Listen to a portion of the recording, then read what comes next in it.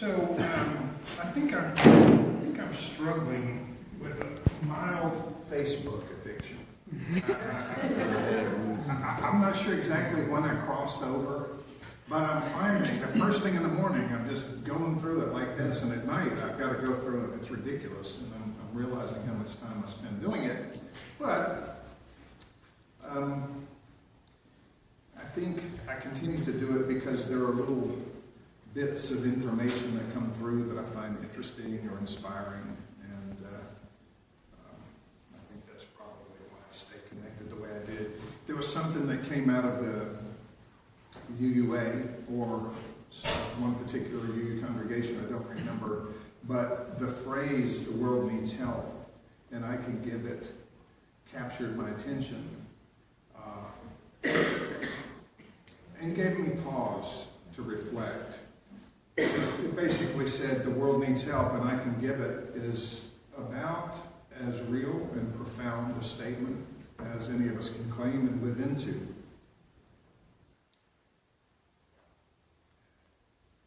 It made me think, when I think about the world needs help, I mean, what you mentioned as far as what's going on in Europe and around the world now, and how afraid everyone feels, and how when we're afraid we tend to not act at our highest, best selves. We tend to clamp down and judge and respond in really unhealthy, negative ways to people. It reminded me of, in my dark moments, I look around and say, yeah, the world needs help, and particularly our world here in this country.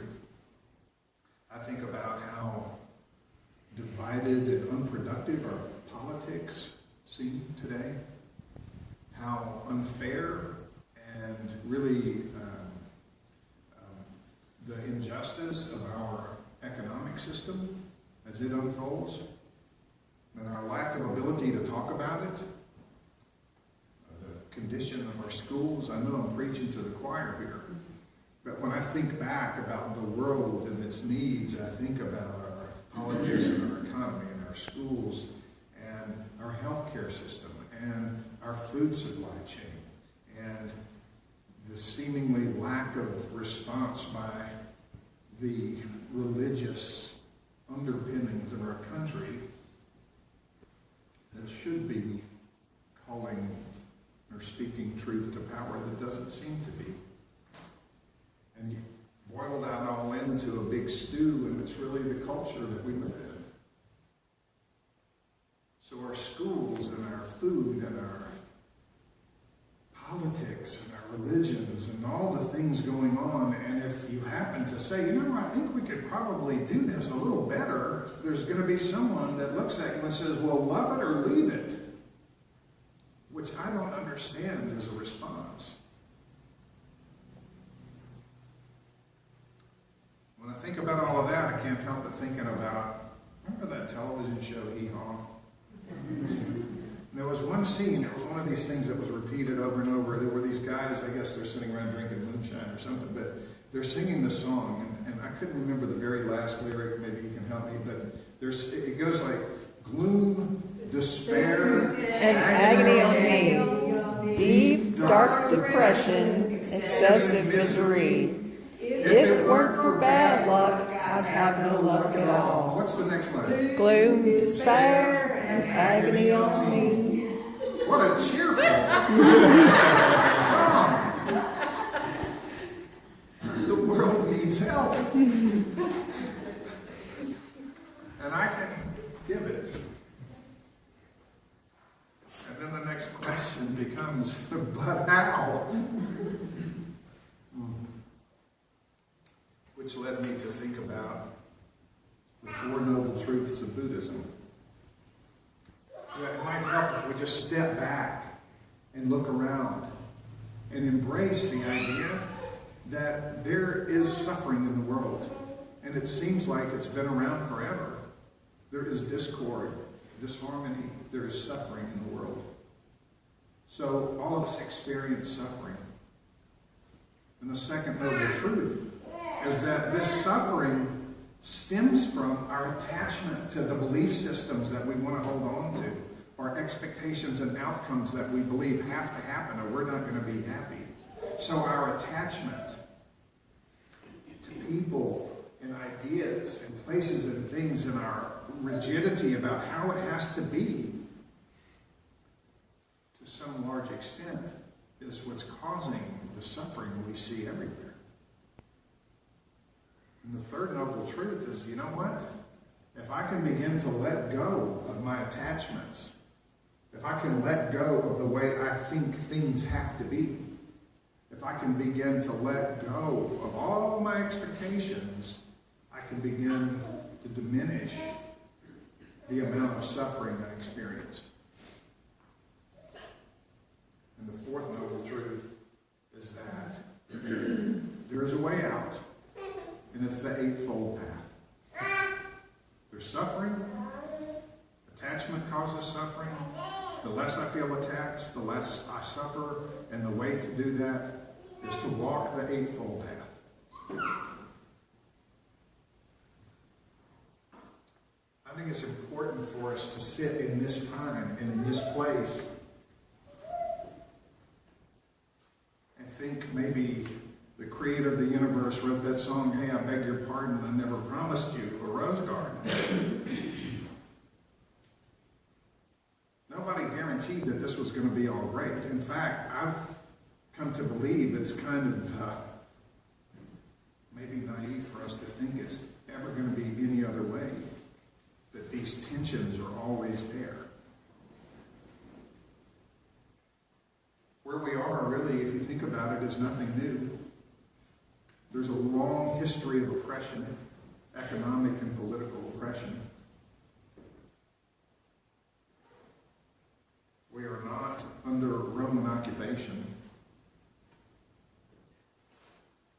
At least for now, millions of people in our country, I mean, people around the world are struggling and hungry, but at least in our immediate world, we're fairly well fed.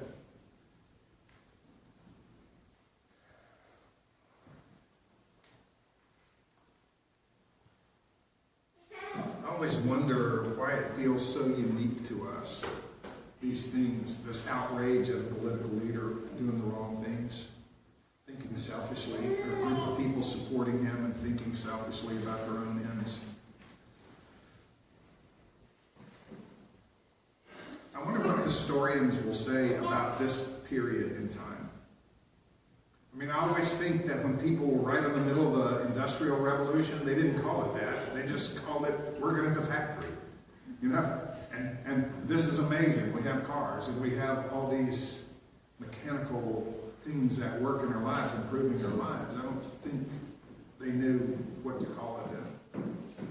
And now we're in the information age, supposedly, or misinformation or disinformation age, whatever this is. But it's going to be really interesting to see what historians say about us. I mean, if I think about people that were alive in 1917, I think about people that seemed like they were pretty far behind the curve of civilization. You know, they still had outhouses. They didn't have electricity. They had poor nutrition. They had all kind of stuff that we look back now and go, I can't believe they lived that way.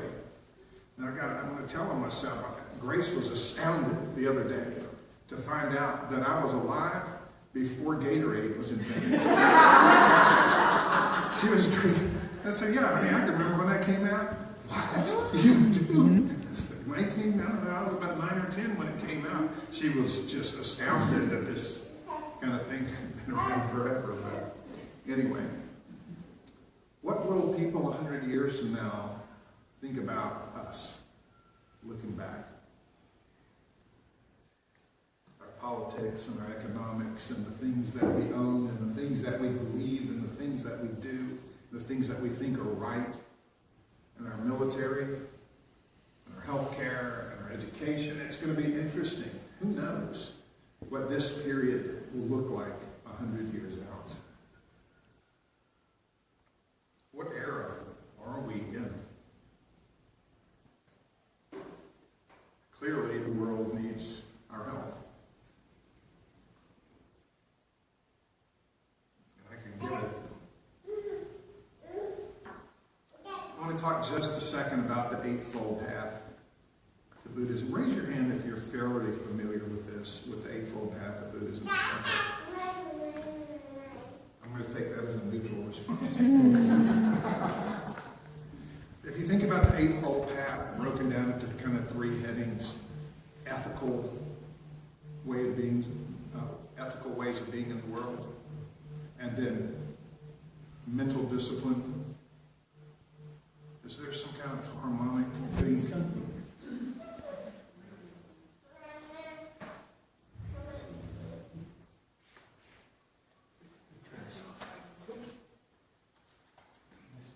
It's kind of stopped now. I just was doing wrong there for a second. I thought it was you. It was just me. I was just going to sit real quiet. Did you hear those voices too? Please say yes. So, but this ethical way of being in the world, and then also having mental discipline about the way I go about my life, and then the result of that helps me cultivate wisdom and how I interact in the world. And I want to talk about just three of those things this morning that have to do with the ethical part, developing an ethical life. And I want to break that down. Those three, well, let me go through all eight. The ethical part is speech, and then right actions, right speech, right action, and right livelihood. And then when we talk about mental discipline, we talk about mindfulness, right efforts in our life, and right concentration about our lives. And then wisdom comes out of right thinking and right understanding. And I want to talk just a moment about right speech, right actions, and right livelihood. Now, most of the people I know in here are healers of some sort, or teachers.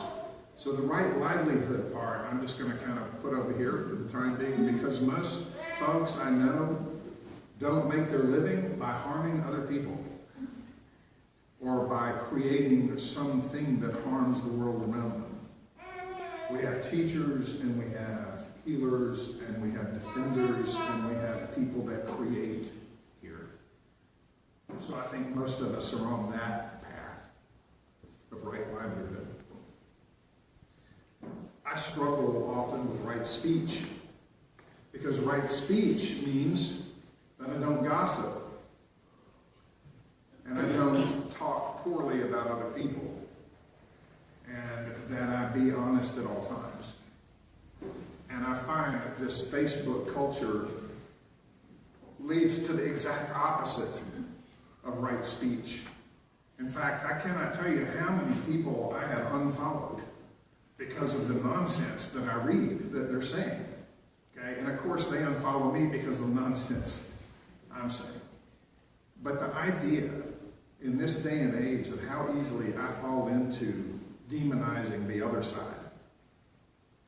And like a friend of mine said the other day, she had to really own the fact that she's recognizing how intolerant she has become of intolerant people. And mea culpa.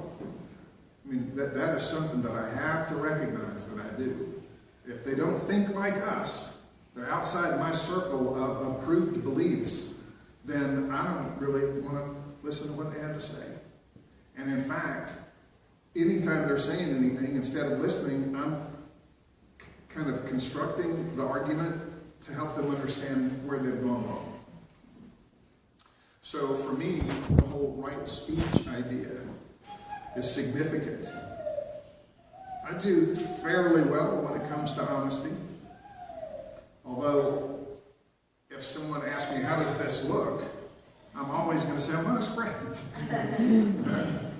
But when it comes down to the real stuff, I feel like I'm pretty honest. The idea of not being negative in speech about other people is a real challenge for me. And also, harmful speech toward other people and myself. The negative self-talk that I have to catch and turn the volume down on and correct. is all part of that right speech challenge I have. Right actions kind of fall into the same categories. Right actions, as I understand Buddhism, are about living morally, doing no harm to other people, behaving in a way that does good rather than causes harm. Again, that kind of falls into the livelihood issue, but there are so many things that I do that aren't helpful. So the world needs my help. And I can give it. But when the world feels overwhelming, I can also retreat into binge watching Netflix. Or into a huge tub of ice cream. Or into, you name it, insert way of avoiding and escaping here, whatever yours is. So part of my embracing right actions as a way to help the world needs to be that whatever small thing it is that I can do, I need to do it. And I need to be very aware. Now the other part of that is, I need to practice self-care. You've heard me say this before, but I think it's really important that I take care of myself. And in taking care of myself, I am, in a roundabout way, helping the world. Like my friend said, he was napping for world peace. And that's something that I need to remember, that if I can take care of myself, and I'm in a good, healthy place, I'm in a much better place to help the world. So right speech, right actions, right livelihood, all bring about this idea of compassion. Compassion with people that are different from me, compassion towards people that scare me, compassion towards my family and those close to me, but also compassion for myself, and oftentimes, for me at least, that's the biggest challenge. I can help the world most, I think, by starting by helping myself with self-care, with reflection, with self-awareness, and then practicing good, healthy thought processes and behaviors and taking care of myself. Right speech, right actions, right livelihood. And then ultimately, out of that compassion that comes from there, and being able to live in the looking around and seeing the world not as I would like it to be, but in the part that I can do to change it. I ultimately need to, in the face of everything, seek out things to be grateful for.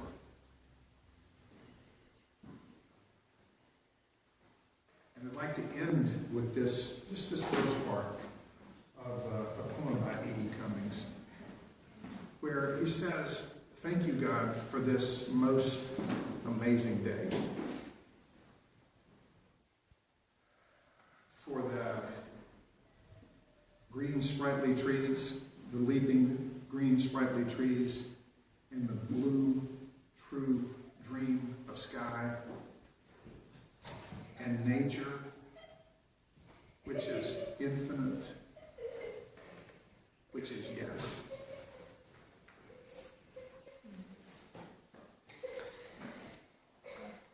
Keegan, we're glad you're with us, buddy. I'm glad you're here.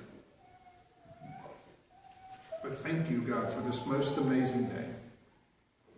Thank you, God, for these most amazing people that I get to be with every Sunday. Thank you for my children. Thank you for my health. Thank you for the opportunity to look around and see the world that needs help, and know that in my way, each of us, in our own way, can give it.